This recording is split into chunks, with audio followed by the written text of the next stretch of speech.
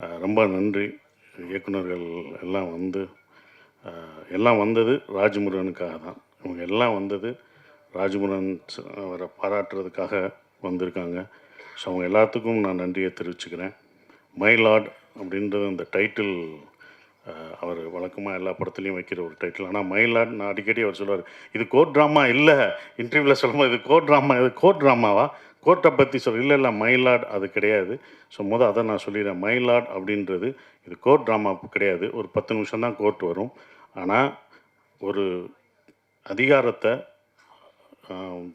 தண்டிக்கக்கூடிய அதிகாரத்தை ஒரு கடைக்கோடி இருக்கிற ஒரு மனுஷனுக்கு கொடுத்தா அவன் என்ன பண்ணுவான், அவன் அதை வச்சுட்டு என்ன பண்ணுவான்னு சொல்கிறது தான் மயிலாட். மயிலாடுன்றது அந்த கடைக்கோடி மனுஷனை அந்த ஒரு நபர் முத்துச்சிற்பியை குறிக்கிற அந்த வார்த்தை தான் மயிலாடு. அதுதான் இந்த படத்துக்கான இந்த டைட்டிலுக்கான ஒரு விளக்கமாக நான் நினைக்கிறேன். அப்படி தான் அதை வச்சுருக்கோம். ஸோ இதுதான் மயிலாடான ஒரு படம். முதல் வந்த எல்லா இயக்குநர்களுக்கு நன்றியை தெரிவிச்சுக்கிறேன். அப்புறம் எங்களுக்குள்ளே ஒரு போட்டி இருந்தது. பாலான ரொம்ப வந்ததுக்கு ரொம்ப நன்றினே. இன்னும் வருத்தமும் இருந்தது. என்னென்னா நீங்கள் வரமாட்டீங்கன்னு நான் சொன்னேன் அவர்கிட்ட. பாலானனை கூப்பிட்றேன் அப்படின்னா, இல்லை வரமாட்டார், நீங்கள் எதுக்கு அவரை உங்களை தொந்தரவு பண்ணக்கூடாதுண்ணா, வேறு ஒன்றும் இல்லை, நீங்கள் தொந்தரவு பண்ணக்கூடாது அப்படின்னு சொன்னேன். இல்லை இல்லை வந்துட்டால் என்ன தருவீங்க, வந்துட்டால் நீங்கள் என்ன கேட்டாலும் தருவேன் அப்படின்னு வேறு சொன்னேன் நான். அப்புறம் வந்தவொடனே சந்தோஷப்படுறதா இல்லை வந்துட்டார் என்ன கேட்க போகிறாரோ தெரியாது அப்படின்ற ஒரு இதில் இருந்தேன். நீங்கள் வந்து பாராட்டினதுக்கு ரொம்ப நன்றினே. அந்த டான்ஸை பற்றி சொன்னீங்க, அது சத்தியமாக நான் கொரியோகிராஃப் பண்ணதில்லை. கொரியோகிராஃப் சொன்னது ஏன்னா அது அந்த கேரக்டர் அப்படி தான் ஆடணும் அப்படின்னு சொல்லிட்டாங்க. ஸோ அதனால தான் அப்படி ஆடணும். அது 2 நாள் 1 நாள் எடுத்தாங்கண்ணே. அதுவே வச்சு ரொம்ப கஷ்டப்படுத்திட்டாங்க.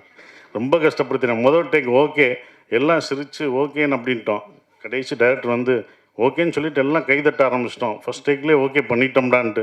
அதுக்கப்புறம் வந்து சொன்னார், இல்லை முத்துச்சிற்பி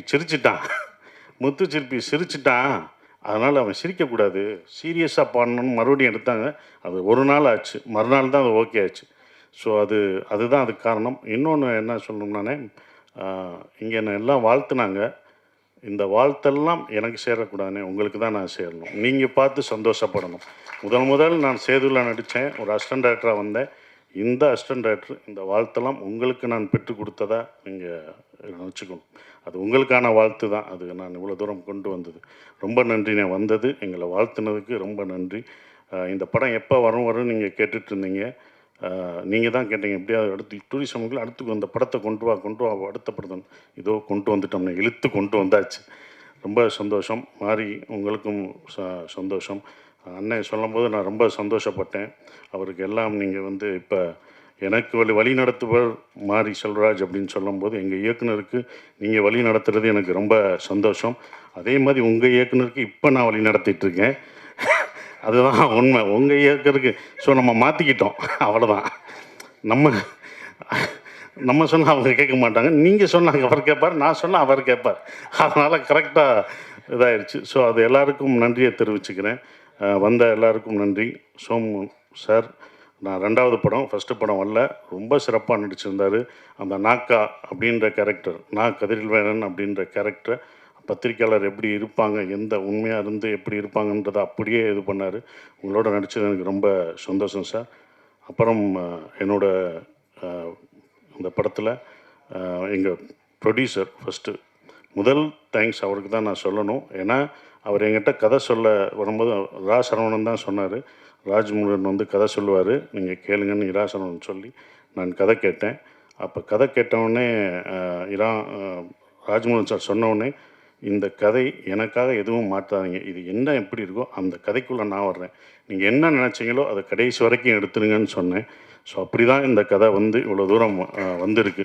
இந்த கதை எடுக்க ஒத்துக்கிற அம்பேத்குமார் சாருக்கு என்னுடைய நன்றியை தெரிவிச்சுக்கிறேன். என்னென்னா ஒரு ப்ரொடியூசர் ஒத்துக்கணும் இது எப்படின்றது. அவர் வந்து அதை சிறப்பாக வந்து சொல்லும்போது, சார் ராஜ்மோகனோட ஒரு படம் பண்ணேன் சார், அது தோத்துருச்சு சார், நல்ல பையன் சார், அவன் ஜெயிக்கணும் சார், நான் இன்னொரு படம் பண்ணணும் சார், அது பண்ணணுன்னார் சார். அது இன்னும் என் மனசில் ஓடுது. என்னோட மீட் பண்ணும்போது ராஜ்முருகனுக்காக நான் பண்ணணும்.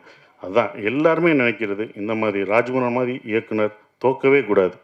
இந்த மாதிரி இயக்குநர்களை ஜெயிக்கிறதுக்கு என்னால் என்ன முடியுமோ அதை நான் கண்டிப்பாக பண்ணுவேன். அதை தான் பண்ணிக்கிட்டு இருக்கேன். ஸோ நன்றி சார். அப்புறம் சைத்ரா, பயங்கர ஆர்டிஸ்ட். நீங்கள் பாடினதை பார்த்து பயந்துறாங்க. இவங்க ஏற்கனவே சிங்கர் வேறு. நானே அப்படி தான் மறந்தேன். ஒரு எங்கள் படத்தில் நாட்டுப்புற பாட்டு ஒருத்தவங்க பாடினாங்க. பாடிட்டு இருக்கும்போது நான் பாடுறேன் பாரு, நீ இருமா, நீ ஏன் பாடுற, லேட்டாக பாடு, நீ இரு, அவங்க தான் பாடுறாங்க, நல்லா பாட முடியல, நான் ஒரு பாட்டு பாடுறேன்னுச்சு, சரி பாடு அப்படின்னு. அது ஒரு பாட்டு அவங்க கன்னடத்தில் ஒரு நாட்டுப்புற பாட்டு பாடுச்சு, ஏதோ மீத்தேன்னு ஒன்று பாடுச்சு. மிரண்டோம், என்ன என்ன நல்லா பாடுது நல்லா பாடுது. அப்புறம் தான் சொல்லிச்சு, ஒரு 2 3 படங்கள் கன்னடத்தில் சிங்கர் சகலகலா வள்ளி. நடிப்பு மட்டும் இல்லை, அவங்க டான்ஸு, பாட்டு, ஃபோட்டோகிராஃப் வேறு எல்லாமே பண்ணியிருக்காங்க. ஸோ உங்களோட நடித்தது எனக்கு ரொம்ப சந்தோஷம். நல்ல ஆர்டிஸ்ட். ஏன்னா டோபி பார்த்துட்டு நானும் ஒரு ரசிகன். அது நடித்தது ரொம்ப அதுவும் அந்த காதல் காட்சிகள் நல்லா நடிச்சிருக்கீங்க அப்படின்னு இப்போ லிங்குசாமி சார் சொன்னார். பிரமாதம் பண்ணுற எல்லாருமே சொல்கிறாங்கன்னா அதுக்கு காரணம் நீங்கள் தான். அது நல்லா வர்றதுக்கு நீங்களும் பண்ண ஒரு காரணம் தான். ரொம்ப நன்றி கெமி. நீங்களும் இந்த படத்தில் நடிச்சிருக்கீங்க. அந்த கேரக்டர் ரொம்ப நல்லா இருந்தது.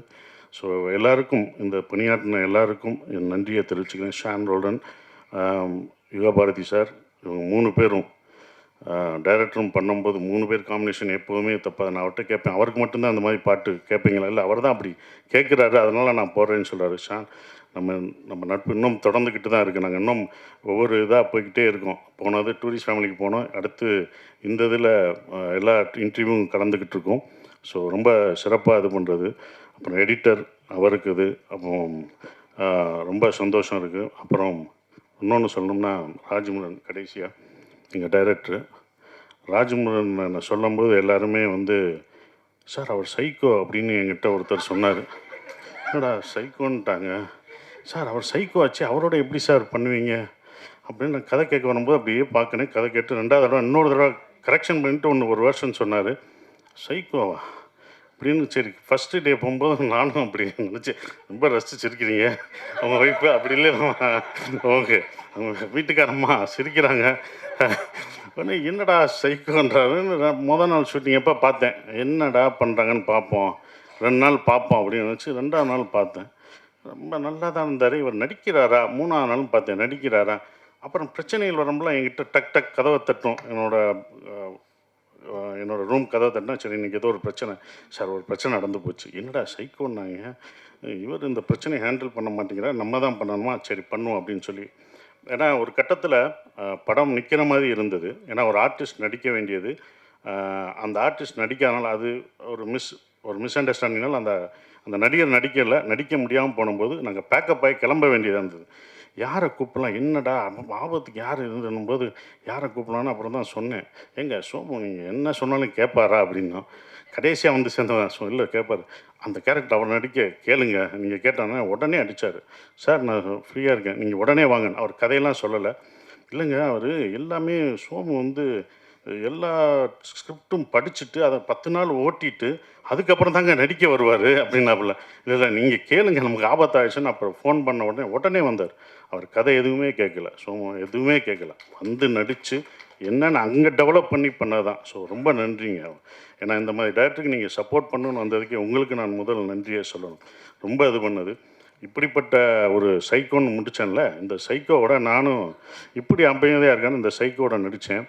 ஆனால் எங்கேயுமே இல்லை, எல்லாம் தப்புன்னு தெரிஞ்சுது. அப்புறம் தான் படம் முடிஞ்சு நான் இந்த படத்தை பார்க்கும்போது தான் இந்த தமிழ் சினிமா மேலே அவர் எவ்வளோ சைக்கோவாக இருக்கார், இது இது இது தரமான படங்கள் கொடுக்குறதுல எவ்வளோ சைக்கோவாக இருக்கிறான்னு அதுக்கப்புறம் தான் தெரிஞ்சுக்கிட்டேன். உண்மையிலே சைக்கோ நீங்கள் இல்லை, உங்களை சுற்றி உள்ளவங்க தான் சைக்கோவாக இருக்காங்கன்றது அதுக்கப்புறம் எல்லாருக்கும் தெரிஞ்சது. அந்த சைக்கோவில் திருத்துறதுக்கு ஒரு பாடுபடுறாருன்னு தெரியுது. நிச்சயம் வெற்றி பெறுவீங்க.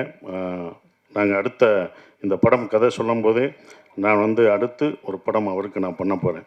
இன்னொரு படம், அடுத்த படம். ஏன்னா இந்த படம் பண்ணும்போதே ஒரு கதை சொன்னார், அந்த கதையை நான் ஓகே பண்ணிட்டேன். அப்புறம் சார் என்ன சார் அப்படி அந்த ப்ரொடியூசர் அதுக்கப்புறம் பேசுகிறேன்னு கொஞ்சம் வருத்தப்பட்டார். அடுத்த ப்ரொடியூசர் அதை பற்றி நான் சொன்னேன், அந்த ப்ரொடியூசர் பண்ணுறாங்களோ இல்லையோ, இந்த படம் ஜெயிக்குதோ தோக்குதோ எனக்கு தெரியாது, ஆனால் உங்களுக்கு நான் படம் பண்ணிக்கிட்டே தான் இருப்பேன். வெற்றி தோல்விலாம் கிடையாது. என்றைக்கும் ஒரு படம் தோக்கலாம் ஜெயிக்கலாம், ஆனால் ஒரு இயக்குனர் தோக்கவே கூடாது. அவனுக்கு என்றைக்கும் வெற்றியாக தான் இருக்கணும். இயக்குனருக்கு வாழ்க்கையில் தோல்வியே கூடாது, அவன் படம் தான் தோக்கும் ஜெயிக்கும் அப்படின்னு சொல்லி வந்த எல்லாருக்கும் என் நன்றியை தெரிவிச்சுக்கிறேன். நன்றி.